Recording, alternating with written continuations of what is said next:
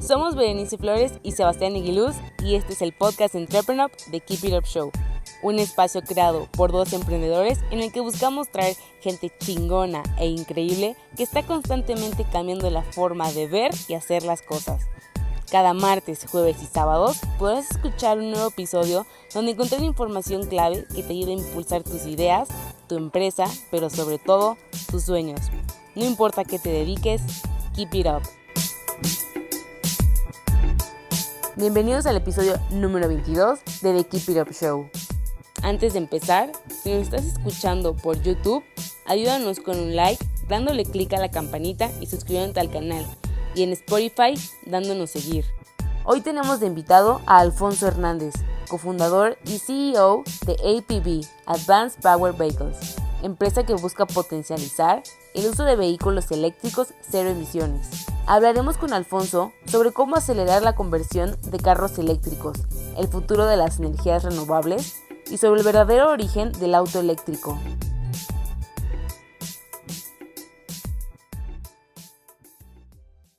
Hola, muy buenas tardes y bienvenidos a otro episodio de The Keep It Up Show. Aquí Sebastián Aguiluz, cofundador y CEO de Entrepreneur. Y estoy aquí con Alfonso Hernández, fundador y director de APV, Advanced Power Vehicles. ¿Cómo estás, Alfonso? ¿Qué tal? Buenas tardes. Pues muy bien, muchas gracias por invitarme aquí a platicar. No, yo encantado. Oye, Alfonso, para los que no están tan familiarizados contigo y lo que ustedes hacen, que no sé cómo, porque son de las 30 promesas de Forbes, no sé si nos puedas contar un poquito sobre lo que hacen. Bueno, la idea de este proyecto es acelerar la transición hacia los vehículos eléctricos en el país. Principalmente es como el objetivo, ¿no? Y esto lo hemos querido lograr por medio de la conversión de los vehículos. Dado que un vehículo eléctrico nuevo es relativamente bastante más caro que uno normal todavía, nosotros creemos que por medio de la conversión se puede disminuir esa parte del costo para de esa forma acelerar esta transición que creemos que es fundamental para el futuro no tanto de nuestro mismo país, ¿no? Sino de todos los medios de transportes en el mundo. Oye, ustedes están ahorita en Guadalajara. Sí, ahorita estamos en Guadalajara, aquí inició el proyecto, bueno, con planes de algún día poder tener presencia en otras ciudades o hasta países, ¿no? Pero por lo pronto aquí en Guadalajara. ¿Qué es lo que hizo que escogieran Guadalajara y no a lo mejor Ciudad de México, que hay mucha más contaminación, como un buen lugar para lanzar esta iniciativa? Bueno, efectivamente la Ciudad de México es uno de los lugares más contaminados del mundo. Soy pero chileno, igual lo puedes decir algo. No, yo también. Sí. De hecho, yo también sí soy de México, pero el punto es, igual Guadalajara, ¿no? O sea, Guadalajara ya tiene problemas fuertes de contaminación. Son de las 5 ciudades más contaminadas: Monterrey, Guadalajara, Ciudad de México, algunas ahí del Bajío.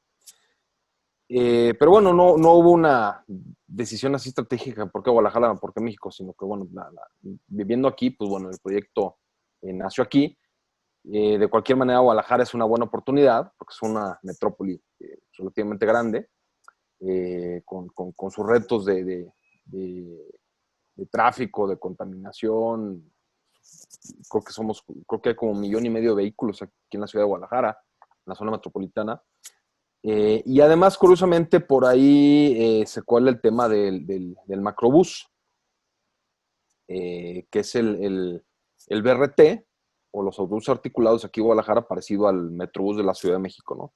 Es prácticamente el mismo concepto. Si quieres, ahorita platicamos un poquito de cómo se relaciona este tema del macrobús con el proyecto. Cuéntanos. Bueno, pues mira, es el tema de los vehículos eléctricos, de yo involucrarme con los vehículos eléctricos, viene desde hace mucho, desde la carrera, que tuve la oportunidad de colaborar, algo así tipo como la tesis, fue el último proyecto, con unos ingenieros que, bueno, de hecho habían hecho proyectos para la NASA, ahora que está de moda lo de SpaceX, tan reciente, y ellos habían desarrollado un sistema de almacenamiento de energía que se conoce como flywheel, o en español no tiene un nombre específico, pero se le llama normalmente dínamo, que no es otra cosa que en movimiento rotativo acumulas energía mecánica que después lo puedes convertir en electricidad, ¿no? Esta gente fue como los padres de los flywheels modernos, por ahí de los 80s, 90s. Y cuando yo los conocí en otro proyecto ahí en la universidad, me platicaron de esto y dije, oye, qué interesante, ¿no? Ellos incluso habían tratado hicieron los prototipos y todo en el 92, financiados por Kevin Costner, el actor. Trataron de venderlo a la industria automotriz, pero en ese entonces pues estaba muy arraigado el tema petrolero, ¿no? Y desecharon el tema. Entonces yo en 2004 que los conocí y me platicaron, se me hizo muy interesante. Y desde entonces me quedó el gusanito, ¿no? Pero bueno, el tema de financiar proyectos de estos pues era muy complicado todavía en aquel entonces. Realmente el tema startup en México es, pues en esta década, ¿no? En la década del 2000 no existía ese tema aquí en el país. Por ahí del 2008, 2009, la Fórmula 1, que yo soy muy fan de la Fórmula 1, se hizo híbrida, que a lo mejor ahora todo el mundo sabe que son híbridos los coches, pero en el 2008 pues fue una novedad que se introdujera el sistema KERS, que era híbrido, y la mayoría de los equipos se fueron a baterías, pero uno de ellos se fue con este sistema del KERS, que es acumular energía de forma mecánica, ¿no? Rotativa. Se dieron cuenta que era pues, un potencial comercial e hicieron una división para desarrollar este sistema precisamente para comercializarlo. Este equipo era Williams. Por ahí del 2010, 2012 yo me empecé a meter mucho en temas de energía renovable y ahí como que se empezó a juntar todo. Y me enteré del sistema que estaba desarrollando Williams para comercializarlo y los contactamos con la idea de comercializar aquí en México. Y estuvimos ahí en pláticas, se avanzó mucho, ellos estaban, les interesó mucho el tema porque ven el potencial de mercado que había en México. Hay empresas aquí en México que tienen una cantidad de vehículos de logística impresionante, ¿no? Y casualmente ahí es donde entra la relación con el macrobús, porque ellos estaban haciendo ya un piloto en Londres con los autobuses de doble piso, los típicos ingleses, con este sistema KERS. Porque aunque un Fórmula 1 pesa 700 kilos, pero a 350 kilos por hora, pues tiene la misma inercia que un autobús de 25 toneladas, ¿no? Entonces la acumulación de energía era muy similar y digamos que prácticamente trasladaron esa tecnología de la Fórmula 1 hacia los autobuses de doble piso. Y el hecho de tener nosotros aquí en Guadalajara el macrobús empataba perfectamente porque digamos que eran los mismos números, ¿no? En cuanto a peso, necesidades, kilometraje, etcétera. Y eso como que detonó mira, es muy interesante. Y ahí fue donde empezamos a hacer los números y fue lo que nos orientó mucho a empezar este tema de los vehículos eléctricos orientados hacia el transporte público. Inicialmente lo pensábamos hacer hacia vehículos privados, pero veíamos que la rentabilidad no era atractiva. Por el otro lado, si lo piensas para camiones, ¿no? Que vayan grandes distancias, pues sabemos que el tema de los eléctricos principal todavía es la autonomía. En cambio, en el tema de transporte público hace sentido perfecto porque son vehículos que recorren una buena cantidad de kilómetros diarios. Estamos hablando desde 200 hasta 400 kilómetros diarios, pero pasan varias veces por el mismo punto, ¿no? Entonces lo podrías estar hasta recargando varias veces al día, lo cual te elimina el tema de la autonomía. Contrario a un camión que tuviera que ir, no sé, de Ciudad de México a Guadalajara, ¿no? Pues son muchos kilómetros. Es un poquito, y aparte se multiplica el impacto, ¿no? Porque al ser un transporte público es el equivalente a que, no sé, 40 personas estén usando un carro eléctrico en comparación de 40 personas tuvieran su carro individual. Claro, el impacto social del tema de electrificar el transporte público es muy importante. Incluso muchas veces lo que nosotros platicamos es que ya no es un tema ni ecológico el hacer autobuses eléctricos, ¿no? Sino que es financiero y económico. Porque si tú tuvieras todo el transporte público eléctrico, congelarías la tarifa durante 10, 15 años. No tendría que subir. O sea, es tan barato, realmente los ahorros son de hasta el 70%. o sea, del total de la operación puedes llegar a ahorrar entre un 60-70%, ¿no? Entonces, con eso pues puedes absorber incrementos del costo de la energía eléctrica durante 10, 15, a lo mejor hasta 20 años, y eso ayudaría a mantener la tarifa del transporte público congelada de cierta forma, lo cual tendría un impacto muy importante precisamente en el segmento de la sociedad pues, que más lo necesita, ¿no? Donde más le pega. Lo hemos visto en las noticias, ¿no? Cada vez que el sector del transporte quiere generar exige un incremento de la tarifa, luego todo el mundo brinca, no, ¿cómo eso va a pegar a la economía durísimo? Y sí, la verdad es que sí es cierto, ¿no? 70% de la gente prácticamente se mueve en transporte público. Y dependiendo la región, pero eso puede significar desde el 80 hasta el 100% que son autobuses. En Ciudad de México, bueno, tiene un sistema de metro muy importante, pero en otras ciudades es prácticamente solo autobuses. No, y está interesante porque fíjate que hace unos años, agarrando el ejemplo que tuviste de SpaceX, porque pues, también soy fan de Elon Musk, fuimos a ver la tienda de Tesla, lo probamos. Yo siempre he tenido la firme convicción de que un carro, contrario a lo que mucha gente te dice, no es una inversión, es algo que apenas sacas, se va depreciando. Pero justo en ese, Sí. yo dije, híjole, cuando te dicen todo lo que te ahorras en impuestos, por impuesto ambiental, que te sale más barato el segundo piso, que no gastes en gasolina, que bla, bla, bla, bla, dices, híjole, es que yo creo que sí es el único carro, o de los pocos carros que generalmente creo que es una inversión, pero al mismo tiempo tiene un precio prohibitivo para la gran mayoría de la población. Y creo que ustedes han logrado encontrar el modelo de, ok, a lo mejor el autobús es caro per se, pero es el gobierno el que lo hace y el impacto es mucho más generalizado. Es un poquito lo que ustedes buscan. Sí, más o menos por ahí va el tema. Y ahorita que comentas eso el costo, porque mucha gente dice, es que son muy caros, ¿no? Pues no es que sean caros porque queremos que sean caros. Es Porque hay como menos todo. oferta.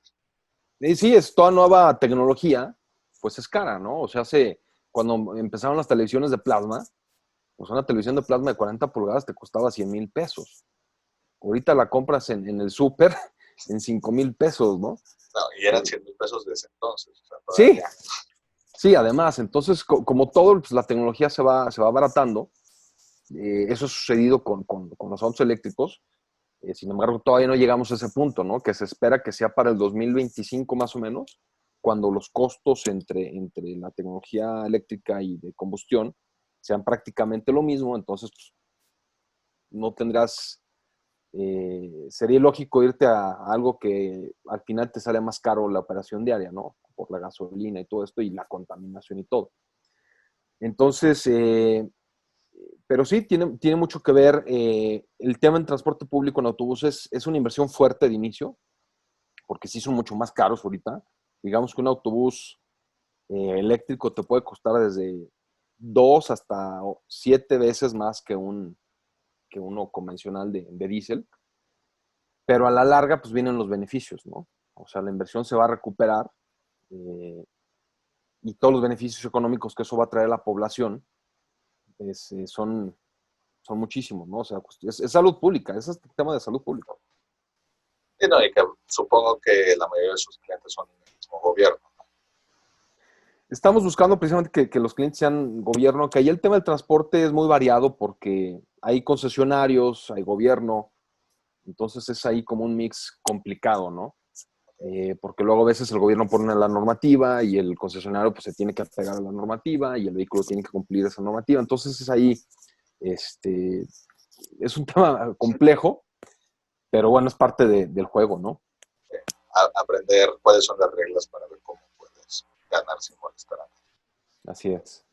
Oye, y me da mucha curiosidad, ahorita ha habido mucha, pues yo creo que mucha desinformación, mucha Sí. controversia en cuanto a todas estas energías renovables, sus beneficios y no, y sobre todo me causa mucha curiosidad cuál es el rol de un país como México, que tradicionalmente ha sido un país petrolero, y que yo creo que el gobierno quiere ir para un lado, eh, pero tanto la iniciativa privada como yo creo que gran parte de la población quiere ir para el otro. Yo creo que la mayoría de la iniciativa privada y de los ciudadanos queremos energía limpia, renovable, buena para el medio ambiente, y que el gobierno, entendiendo de que se basa decir la economía, quiere irse para el petróleo y otro tipo energías, aunque ahorita el petróleo creo que cuesta más el barril que el material. Sí, sí, así como lo comentas, sí ha habido mucha desinformación, y no nomás reciente, sino viene de décadas, porque las energías renovables pues han venido a amenazar el status quo de la industria petrolera, ¿no? Que la industria petrolera pues ha dominado el mundo durante los últimos 120 años, prácticamente pues desde los Rockefeller, y ha sido un tema ahí complejo. Sin embargo, pues el papel de México es muy importante en el tema de las renovables. México tiene la capacidad de ser 100% renovable y nos sobraría energía, ¿no? O sea, si nosotros aprovecháramos todos los recursos renovables que tiene México en cuanto a energía hidráulica, eólica, solar y marítima, geotérmica y todas las que haya, tendríamos energía de sobra, ¿no? Podríamos ser 100% renovables. Obviamente eso tiene retos tecnológicos y inversión muy fuertes. Por eso es algo que no se puede hacer de la noche a la mañana, ¿no? Es una transición que se está buscando. Sin embargo, pues bueno, ha sido muy atacado el tema recientemente, pero con mucha desinformación y muchas cosas que no son ciertas, que confunden, argumentos no válidos, igual como muchas veces se ataca el carro eléctrico, ¿no? Que es que las baterías contaminan más. No es cierto, jamás. O sea, no puede ser que una batería en un vehículo, el otro día estaba haciendo precisamente los números ahí en un chat, y yo les decía, miren, y lo comento aquí para que cualquiera pueda hacer sus propios números, ¿no? Todos saquen su cuaderno. Sí. La batería de un Tesla, en teoría, te puede durar, las baterías se miden por ciclos. Cada vez que la cargas al 100 y la descargas a 0 y la vuelves a cargar a 100, eso es un ciclo. Si tú las cargas del 100 al 50 y la vuelves a cargar al 100, eso es medio ciclo. Eso es acumulativo, ¿no? Las baterías de Tesla teóricamente te duran 2000 ciclos. Y si tú consideras que el Tesla el modelo 3 te da en promedio 450 kilómetros, estás hablando de casi 900,000 kilómetros, que teóricamente te debe durar la batería, ¿no? ¿Quién tiene un coche de 900,000 kilómetros? Yo no conozco a nadie. Es para agarrarte y irte desde Argentina a Canadá un año. Sí, vamos quitándole ahí factores reales, ¿no? De desgaste la batería, lo que quieras. Entonces vamos a pensar que la batería te va a durar 500,000 kilómetros.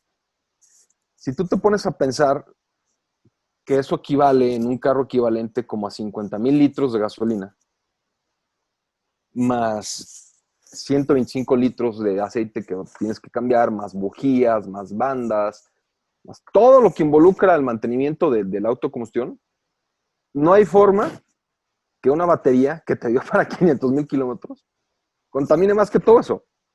No hay forma. Y lo que sucede es que todos estos estudios que sacan, pues normalmente dicen, no, es que ¿de dónde proviene la energía? Ok, pero entonces vamos a ver de dónde proviene el litro de gasolina, ¿no? Porque no apareció en tu tanque, no llegó ahí de la nada, ¿no? O sea, el litro de gasolina, primero pues se tuvo que escarbar un pozo, sacar el petróleo, llevarlo a una refinería, procesarlo, transportarlo a una estación, a una gasolinería, almacenarlo, después bombearlo a tu vehículo y entonces ya lo puedes usar, ¿sí? Si consideramos todo eso, pues la contaminación es enorme, ¿no? Y todo para que tengas un litro de gasolina, que te va a durar 10, 15, 20 kilómetros, ¿no? Dependiendo el vehículo. En cambio, pues haces una batería que te va a durar cientos de miles de kilómetros. Entonces, obviamente, hay mucho menos impacto ambiental, ¿no? Que ese es otro tema muy importante con lo de las renovables, que últimamente dicen, es que son más contaminantes, ¿no? No es cierto. Todo genera un impacto ambiental, absolutamente todo. El hecho que La uno mera esté vivo, existencia. sí, o sea, el hecho que uno esté vivo, pues inhalas oxígeno y sacas dióxido de carbono. Estás contaminando, ¿no? De cierta forma. Todo tiene un impacto, ¿no? Entonces, realmente lo que se busca es, pues, generar el menos impacto posible. Porque el tema del cambio climático, que viene sumamente fuerte, Ahora haciendo relación al tema de la pandemia mundial y el COVID-19 y todo esto, ¿qué es lo que se ha buscado con el elemento social? Aplanar la curva, ¿no? El famoso, vamos a achetar la curva, vamos a aplanar la curva para alargar el impacto de esto, ¿no? Y poder reaccionar mejor. Es exactamente lo mismo que se busca hacer con las energías renovables, ¿sí? O sea, la bronca del cambio climático se nos viene durísimo para el 2040, 2050. Muchas veces nos cuesta trabajo creer lo que va a pasar en 30 años, pero pues, muchos estudios así lo indican, ¿no? El 95% de la comunidad científica así lo acepta. Y lo que se busca con las energías renovables, obviamente, pues es buscar desacelerar ese impacto, digamos, alargarlo al 2070, al 2090, no sé, al 2100, y darnos más tiempo para generar mejores soluciones, ¿no?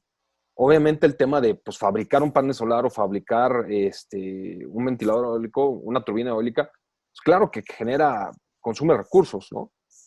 Pero una vez que lo construiste, pues ahí va a trabajar 20 años. Ya no está contaminando absolutamente nada. Escuchaba un video de un consultor ahí del Senado, denigrando las energías renovables, diciendo que no sirven para nada, que mejor sigamos contaminando con energías fósiles. Y dices, por Dios. Y hace comparaciones que no tienen sentido, ¿no? Comparaciones como el decir, pues es que un kilo de madera tiene más densidad energética, 10 veces más densidad energética que una batería. Pues sí, pero yo quemo un kilo de madera y se acabó. Me va a durar una hora y se acabó. Esa batería me va a durar 10, 15 años. O sea, es más, ¿tú crees que las autoridades no es, tu dato no es que esté mal, es que a lo mejor te falta entender el punto, tal vez? Exactamente. O sea, es como decir las verdades a medias, ¿no? O como conviene. O como, sí, o a lo mejor como conviene, ¿no? Entonces se ha creado mucha confusión. Eh, yo simplemente lo que digo es, a ver, si fueran tan mal negocio en las energías renovables, los capitalistas, los financieros, no se meterían a hacer negocio ahí. Y ahorita es la industria que más ha crecido, sobre todo la solar y la eólica, ¿no? A nivel mundial es donde más inversión ha habido en tema de generación eléctrica. Si fuera mal negocio, la gente que tiene dinero y que quiere convertir su dinero en más dinero, no se metería en eso. Entonces ahí es donde dices, a ver, ¿cómo me dices que no es negocio si la gente que quiere hacer negocio con su dinero es a lo que le está apostando, ¿no? Que pues no están en el negocio de tirar dinero, o en muchos casos ni siquiera son los más altruistas, donde, oye, aquí está justo esta área de oportunidad y hay poca gente que se está metiendo, entonces quiero aprovechar para esta nueva tendencia de gano mucho dinero, el nuevo capitalismo, gano mucho dinero, pero al mismo tiempo ayudo al planeta, no como antes. Claro, inicialmente cuando la tecnología era cara, pues lo hacía la gente que realmente tenía a lo mejor intenciones más altruistas, ¿no? Hoy que es más accesible y más rentable, pues bueno, ya se está metiendo gente que realmente a lo mejor nada más busca hacer negocio, pero al final el beneficio es para todos, porque son energías que no contaminan. Eh, por ahí también decía, no, es que se tiene que tener un respaldo de generación fósil para las renovables, y en realidad no es así, porque si yo tengo una casa y yo estoy consumiendo energía de la red eléctrica, digamos, del CFE, vamos a pensar que el 100% de esa energía fuera fósil, ¿no? En el momento que yo pongo un panel solar, en realidad lo que pasa es que dejo de consumir esa energía fósil. El generador o la capacidad de generar esa energía ahí ya estaba, porque yo la estaba consumiendo, esa generación ahí estaba. Mientras mi panel está funcionando 6, 7 horas al día, pues en una forma de decirlo, ese generador, digamos que se apaga. Digo, no se apaga, pero se disminuye, ¿no? Entonces, realmente las energías renovables están entrando a sustituir o reemplazar por ciertos lapsos de tiempo a la energía convencional o generada por fósil, ¿no? Ya cuando una renovable no está generando, pues bueno, entra la convencional. Pero ya generaste un beneficio, ¿no? Porque en vez de contaminar 24 horas, pues ya solamente contaminaste a lo mejor 18, 16 o 15, ¿no? Entonces, ese es el tema de ese como aplanamiento de la curva, ¿no? ¿Tú crees que en algún momento pueda existir como, a ver cómo algo que se pueda visualizar, como como elijo entre Pemex y la CFE, que sean como un organismo que ayuda a que todos los carros, así como la distribución del petróleo, que sea la distribución de energía eléctrica para que haya más estaciones y más carros, o está muy utópico el asunto. Yo me imagino así como un escenario de que como gasolineras tipo Pemex, pero que en vez de dar gasolina, dieran energía eléctrica para recargar los carros eléctricos. ¿Tú crees? Y que una entidad del gobierno administrando esto como se administra la CFE, la electricidad o Pemex el petróleo. ¿Tú imaginas en algún momento algo así o está muy utópico? Pues yo creo que no es tan utópico porque precisamente la facilidad del auto eléctrico es que lo puedes recargar prácticamente en cualquier lado. O sea, yo lo puedo conectar en cualquier enchufe en mi casa y va a cargar. Okay. Dependiendo del enchufe, pues va a tardar a lo mejor 30 horas o va a tardar 1 hora, ¿no? Esa es la diferencia. Pero técnicamente en cualquier enchufe yo lo puedo cargar. ¿Sí? Yo llego, te vas de fin de semana a un rancho y si allá hay una toma eléctrica, ahí lo vas a cargar, ¿no? Entonces, eso en realidad simplifica muchísimo. Por ahí me encontré hace unos días en LinkedIn una persona que publicó una fábula curiosa precisamente sobre el tema del auto eléctrico, donde en su fábula, en su historia, él decía que, o sea, la idea es que solamente existían autos eléctricos. O sea, el autocombustión no existía, solamente existían autos eléctricos. Y de repente alguien inventaba el vehículo a combustión, ¿no? Entonces llegaba el señor a su casa con su esposa y le decía, oye, acaba de salir una nueva tecnología de unos autos con motor de gasolina, motor a combustión, está muy interesante. Entonces empiezan a platicar de cuáles son las ventajas. Y la señora le dice, a ver, me estás diciendo que es mejor un auto que tengo que ir a un lugar a recargarlo y ponerle gasolina cuando el auto eléctrico yo lo cargo aquí en mi casa. Me estás diciendo que es mejor un vehículo que huele y genera contaminación y apesta cuando pues este es totalmente limpio. O sea, entonces es muy curiosa esa fábula. Se basa en un recurso no renovable. Todo. Exacto, ¿no? Como esa fábula, al ponerte el mundo al revés, te empiezas a dar cuenta y dices, pues no tiene mucho sentido el vehículo a combustión, ¿no? Y igual déjame ahí platicar de dónde viene el tema del vehículo a combustión. Mucha gente, o más bien muy poca gente sabe que el vehículo eléctrico es más viejo que el vehículo a combustión. ¿Sí? Eso no lo sabía, no tenía idea, de hecho. Sí, mucha gente no lo sabe.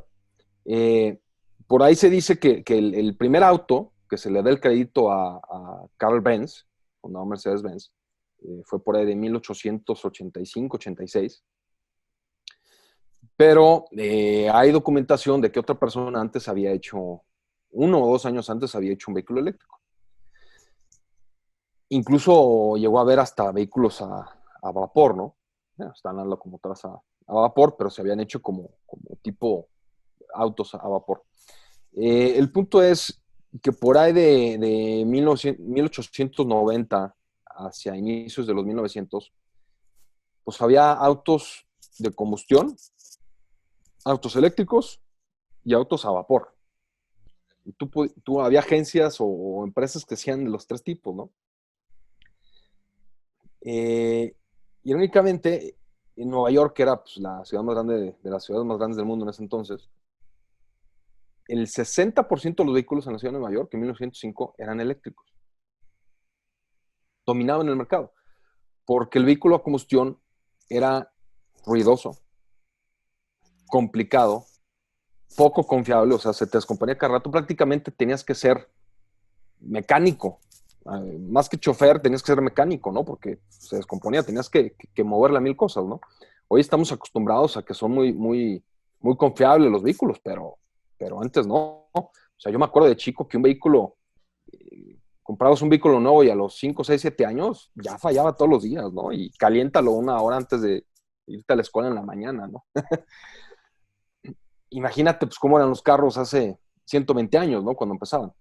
Entonces, los vehículos eléctricos eran como hoy, súper fáciles de usar, prácticamente como un carrito de golf. Tú le dabas vuelta a la llave y le ponías para adelante y vámonos. Entonces, pues eran un éxito comercial, a pesar de que eran más caros, incluso en aquel entonces, pero por la practicidad dominaban la industria. ¿Qué pasó? ¿Por qué si los eléctricos dominaban la industria en aquel entonces, de repente ya no? Yo considero que fueron 4 puntos específicos los que mataron al auto eléctrico en aquel entonces. El primero fue el modelo T de Henry Ford. Henry Ford se iba a asociar con Edison para que el modelo T fuera eléctrico. Sin embargo, había un tema de ahí de una patente que lo complicaba y además no había forma de bajarle tanto el costo, ¿no? Entonces Henry Ford, como quería hacer el vehículo más barato, pues optó por el de combustión. Antes del modelo T, los autos costaban igual o más que una casa. O sea, costos de hoy en día estamos hablando que un vehículo te costaba de 1 millón para arriba, de 1 millón de pesos para arriba, ¿no? Entonces, pues solamente la gente de clase social muy alta tenía autos. Subirse a un carro era una cosa extraña, ¿no? Pues las calles estaban llenas de carruajes. Pero el modelo T lo que hizo fue precisamente abaratar el acceso a los autos. Digamos que el primer modelo T salió costando 300,000 pesos, más o menos. Pues estás hablando que bajabas de autos de 1 millón, 2 millones a 300,000 pesos, pues empezó a ser popular, ¿no? Y de repente, unos años después, un modelo T te costaba 100,000 pesos, digamos. Y entonces eso popularizó el uso del vehículo y pues la gente se acostumbró a la gasolina y gasolina, ¿no? Otro punto fue que apenas hasta 1908 se pavimentó la primera calle. Estamos hablando que prácticamente 20 años después de que se inventó el auto y cuando ya había muchos autos, apenas se pavimentó la primera calle, que fue en Detroit, en Michigan. Conforme se fueron haciendo más calles, los autos empezaron a viajar más distancia. Luego se hicieron carreteras entre ciudades. Y el tema de la autonomía en el eléctrico empezó a ser un problema. Antes no lo era. Porque las ciudades eran chiquitas y pues te movías literalmente en calles de tierra y pues ibas unas cuantas cuadras, ¿no? Pero conforme empezó a haber calles, digamos carreteras entre ciudades, pues necesitabas autonomía y pues, solamente los de gasolina te lo pueden dar.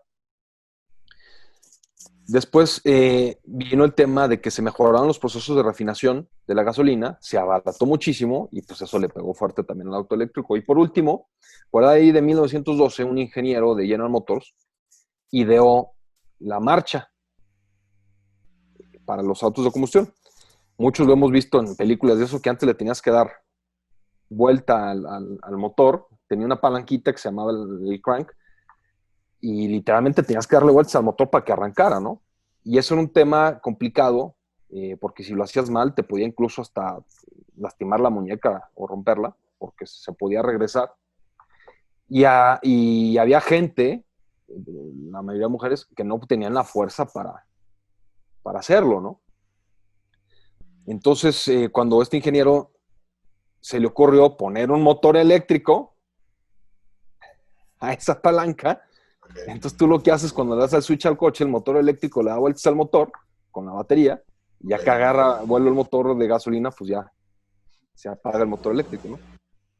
Y irónicamente el motor eléctrico ayuda a desaparecer los carros eléctricos. Pero bueno, esos son de los factores por los que desapareció el auto eléctrico. O sea, a partir de eso, pues, había por ahí de 1910, 1920, llegó a haber por ahí de 50 empresas que hacían autos eléctricos, solamente en Estados Unidos. Y desaparecieron todas. Ahí la gente pues, lo puede googlear. Una de las más famosas se llamaba Detroit Electric, una de las marcas más interesantes. Incluso hay un episodio de Jay Leno, el comediante, que tiene su episodio de el Garage de Jay Leno, precisamente con uno de estos autos Detroit Electric. Está muy interesante. Y bueno, prácticamente el auto eléctrico pues solo tuvo nichos muy específicos, ¿no? Después de eso, como los carritos de golf, que es lo que la mayoría de la gente conocía como vehículos eléctricos. Y realmente fue hasta pues prácticamente hasta Tesla, hasta que se retomó todo este tema eléctrico, ¿no? Oye, Alfonso, y por ejemplo, se analiza como que cuando, o sea, ya existía el carro, pero cuando Henry Ford hace que sea mucho más económicamente viable para todos, pues digamos que es como que el último paso que se necesitó para que dejaran de usar carruajes como principal medio de transporte y se convirtieran los carros. Como tú dices, ya hay carros eléctricos, ¿cuál es el paso que nos falta para como sociedad decir, ok, ya vamos a pasar del carro tradicional o lo que nosotros queremos es el carro tradicional a un carro eléctrico que todos sabemos que es mejor, pero que a lo mejor no todos lo podemos costear? Es simplemente tiempo. Es tiempo y volumen de producción para que bajen los costos, ¿no? Pero ya está todo orientado hacia allá, digamos. Nosotros cuando iniciamos con este tema eléctrico que te platicaba, que fue por ahí del 2010, 2012, pues era prácticamente desconocido el tema de los autos eléctricos, ¿no? Todas las automotrices grandes importantes los rechazaban. Pero en estos años pues hemos visto un giro totalmente 180 grados y hoy todas las marcas fabricantes de autos a nivel mundial están apostándole al vehículo eléctrico, ¿no? Para 2025 prácticamente todas las marcas van a tener 5 modelos eléctricos, ¿no? Estamos hablando de las fuertes como Ford, General Motors, Volkswagen, principalmente Volkswagen, Mercedes también apostándole muy fuerte el tema eléctrico. Y eso simplemente pues, es lo que va a determinar el mercado. Entonces es solo cuestión de tiempo. Duda random que se me acaba de ocurrir. Es muy normal que, por ejemplo, todas estas máquinas de instalación de paneles solares, etcétera, pues básicamente bajan el consumo de electricidad de la casa o de la planta o de donde estén. Y muchas veces ese exceso de energía se lo acaban vendiendo a la CFE o al equivalente en cada país. ¿Hay algo similar que se puede hacer con los carros eléctricos? ¿Hacen algún tipo de energía que se pueda vender a otra parte, o como es tu consumo más individual es más difícil? Mira, es un tema que se está desarrollando. Inicialmente, el primer punto de lo que comentas es que los vehículos eléctricos tienen lo que le llaman frenado regenerativo. ¿Sí? Porque el motor eléctrico, con la misma fuerza que te hace acelerar, con esa misma fuerza te puede hacer frenar. Entonces no necesitas los frenos. No necesitas, digamos, técnicamente las balatas del coche para frenar, porque el mismo motor te puede frenar. Muchos conocen el tema del frenado con motor hasta los de velocidades, ¿no? Pero el eléctrico lo puede hacer mucho más eficiente y recupera parte de la energía. Digamos que eso te da como un 10% más de autonomía cuando lo haces de forma muy eficiente. Pero bueno, es un punto positivo, ¿no? De otra forma, pues eso es energía que se pierde en calor, que es la fricción con los frenos. Pero en el tema de las energías renovables, precisamente el tema de la batería está ayudando mucho a potenciar las renovables, porque entonces te da una forma de almacenar la energía, ¿no? Entonces, de lo que se habla en un futuro del smart grid, que le dicen, que son las redes de energía como inteligentes, es la flexibilidad de generar, almacenar energía de forma bidireccional, ¿no? Y constante. Entonces, la idea es, por ejemplo, pues tú en la noche tienes el auto estacionado. Entonces lo puedes tener cargando con energía barata. ¿Por qué es barata? Porque pues, no hay demanda, entonces en esos horarios la energía es barata.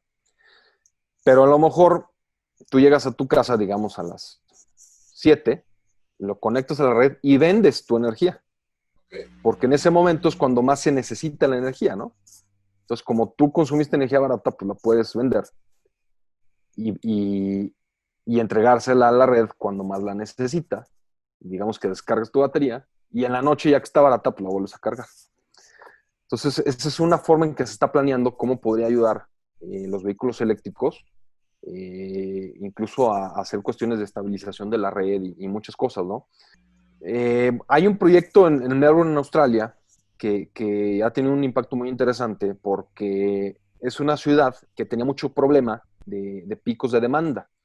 Lo que sucede es que, bueno, las máquinas de generación de combustión están trabajando a cierta demanda y digamos que si va a pasar el partido y todo el mundo prende la tele y el aire acondicionado y las luces y el estéreo, pues se sube muchísimo la demanda de repente y los generadores convencionales tardan tiempo en reaccionar.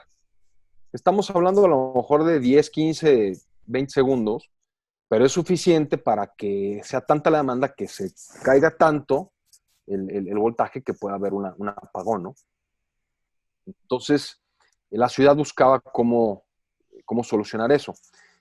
Y también sucede el efecto contrario en la red. Cuando de repente todo el mundo apaga o deja de consumir electricidad, pues los generadores seguían generando y en lo que reaccionan se puede haber un sobrevoltaje porque de repente hay exceso de energía. Y controlar todo eso es muy difícil, ¿no? Y se necesita pues mucho software, mucha planeación para que tengas una red estable. Y la ciudad, el gobernador, pues abrió una licitación para ver cómo empresas podían solucionar este tema. La mayoría de las empresas, que fueron 80 proyectos los que entraron, pues, es como se había hecho, que ponen estaciones de generación, principalmente a gas, y lo que hacen estas estaciones, que les llaman estaciones de picos, es que cuando hay una necesidad de demanda, pues estas arrancan para suplir esa demanda, ¿no? Entonces entran, por eso se llaman de picos, porque entran de repente cuando se necesitan, pero son carísimas, porque no trabajan muy poco tiempo, entonces pues, toda la infraestructura sale muy caro, porque nada más trabajan a ratitos cuando se necesita. Y Tesla, Elon Musk, ofreció y dijo, nosotros lo hacemos con baterías, y si no está listo en 3 meses, se los damos gratis. Entonces pues era una oferta que no se podía rechazar. Para no hacer el cuento largo, se aceptó el proyecto. El proyecto de la batería Tesla para Melbourne empezó a trabajar como 2 o 3 semanas antes de la fecha que habían dado de plazo. Y en el primer año había recuperado por ahí el 60-70% de su inversión por toda la energía que ha ahorrado. Porque toda esa energía que sobra cuando hay esos picos en energía, la batería los absorbe.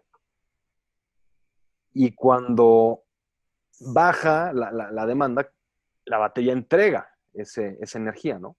Y lo hace en cuestión de milésimas, ¿sí? Entonces, ese proyecto de la batería Tesla ahí en Melbourne le ha dado muchísima estabilidad a la red, desapareció el tema de los picos y ha demostrado cómo una batería pues, es muy eficiente para temas de electricidad, no nomás en vehículos, ¿no? Sino para almacenar energía, lo que hace tiempo no se creía posible o rentable, hoy en día ya es posible. Perfecto. Oye, Alfonso, para ir terminando, a todos los invitados de The Keep It Up Show les pedimos que nos digan sus 3 sís y 3 nos. Básicamente son las 3 cosas que recomiendan a un emprendedor que haga y las 3 cosas que deben de evitar a toda costa. 3 mandamientos, 3 pecados capitales. ¿Cuáles serían los consejos que tú les darías? Bueno, como mandamientos, yo les podría decir que el primero, pues, es el sacrificio, ¿no? O sea, estar dispuestos a sacrificar todo lo que sea necesario para lograr su proyecto, su objetivo, porque ser emprendedor es muy difícil, muy poca gente lo entiende. Igual últimamente pues, se ha atacado mucho al empresario, ¿no?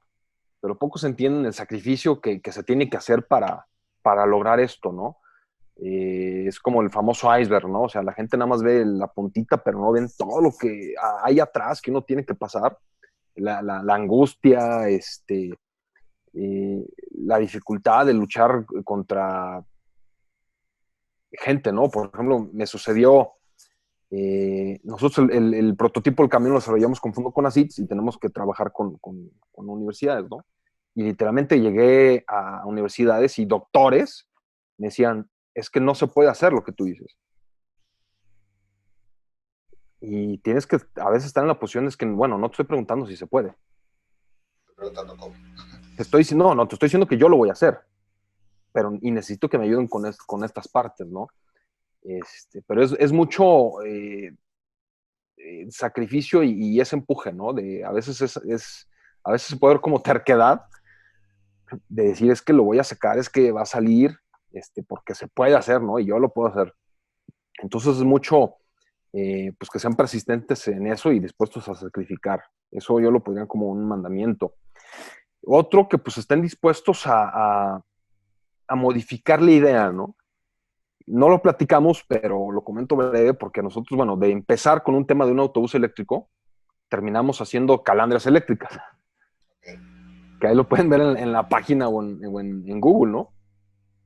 Y eso fue precisamente por estar abiertos a que el proyecto del autobús se nos vino el tema de la transición, porque salió un gobierno federal y entraba otro y son años literalmente muertos, ¿no? Uno antes, uno después, normalmente son muertos y sobre todo para proyectos como estos.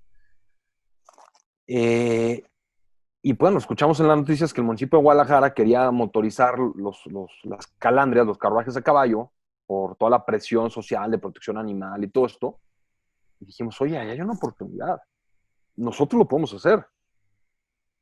Es un cambio radical a la iniciativa que traíamos, pero al final es un tema de vehículo eléctrico, ¿no? Y esto puede ayudar a nuestro proyecto. Y bueno, fue un proyecto padrísimo, de muchísimo impacto, que nos abrió todo otro mercado que jamás se nos había ocurrido, ¿no? Entonces, eso es algo importante, ¿no? Estar abierto. La mayoría de las startups grandes empiezan con una idea y terminan totalmente haciendo otra cosa, ¿no? El mismo, por ejemplo, BMW, pues hacía motores para avión. El logotipo de BMW es una hélice y terminó haciendo vehículos, coches, ¿no? Entonces, ya hay muchas historias así de empresas y cómo van cambiando. Entonces hay que estar abiertos a eso. Y para mí un mandamiento cuando eres emprendedor es que tienes que ser totalmente apasionado del tema en el que estás, porque si tú no te la crees y tú no te la puedes vender, pues no se la puedes vender a nadie más, ¿no? Entonces tienes que ser realmente apasionado, realmente conocedor. A mí me lo ha reconocido mucha gente y dice, no, es que estás metísimo en el tema. Pues sí, porque no lo hago porque puede ser negocio, lo hacemos porque es un tema que realmente nos interesa, nos apasiona y, y es lo que la gente, al final, es lo que le transmites a la gente, ¿no? Entonces tienen que ser bien apasionados. Si no están apasionados en el tema en el que van a emprender, pues mejor ni le entren. Si quieren emprender no sé, en un restaurante porque es buen negocio, pues eso no es emprendimiento, ¿no? Eso es abrir un negocio y ya. Pero cuando es realmente, para mí el emprendimiento, pues va muy de la mano con la pasión. Y bueno, pecados capitales, la verdad es que no se me pudo ocurrir mucho, pero yo creo que uno a veces es sobreestimar las capacidades, tanto de uno como hasta del mismo proyecto, ¿no? A veces nos apasionamos tanto que no vemos también las realidades y cuesta trabajo, ¿no? Normalmente los proyectos de emprendimiento pues son retos titánicos, ¿no? A veces estás luchando contra industrias mucho más grandes que de lo que uno a veces puede entender. Y a veces son proyectos que pegan, ¿no? Airbnb, si alguien conoce la historia de Airbnb, pues eran unos chavos que vivían así al día en la universidad y se les ocurrió rentar un colchón inflable, porque iba a haber una convención ahí en la universidad o ahí cerca en una expo. Y dijeron, oye, pues rentamos aquí un colchón, pues sacamos unos dólares. Y así empezó. Y por eso se llama Air, porque es Air Bed and Breakfast, porque era rentar un colchón de aire. Y jamás imaginaron que iban a poder detonar una industria hotelera de miles de millones de dólares, ¿no? Y Airbnb hoy es un monstruo de inmobiliario. Bueno, no inmobiliario, pues, pero en ese segmento. Pero son esos casos a lo mejor raros. Y a veces pues si ellos pudieron, nosotros también, ¿no? Pero también hay que ser realistas y no sobreestimar esas capacidades, tratar de ser realista, ¿no? En lo que se puede, en lo que no. Sí, a veces hay que tirarle a lo grande, pero también dentro de ciertos límites, ¿no? Y pues bueno, creo que no se me ocurre otro pecado, que debe haber muchos y hay otros emprendedores les dirán más, pero bueno, la verdad es que ahorita es lo que se me viene a mí a la mente. Oye, Alfonso, y si por ejemplo alguien quisiera adquirir sus servicios o aplicar para una vacante o lo que sea, ¿dónde los pueden contactar? Sí, gracias. Pues bueno, tenemos nuestra página, que es www.apbmx.com, es con V.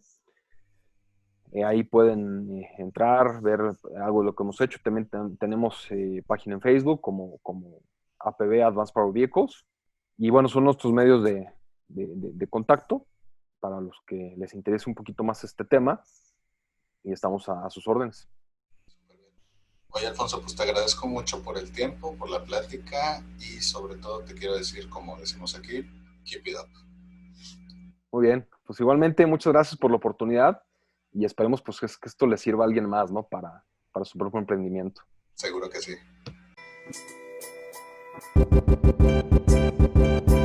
Si te gustó el episodio de hoy, recuerda que puedes escucharnos en Spotify y YouTube, y para más herramientas de estos temas, estamos en Instagram y Facebook como @entrepreneur. Si quieres seguir a nuestro invitado de hoy, te dejamos en la caja de descripción sus redes sociales y datos de contacto. Gracias por escucharnos y nos vemos en el próximo episodio. Recuerda, keep it up.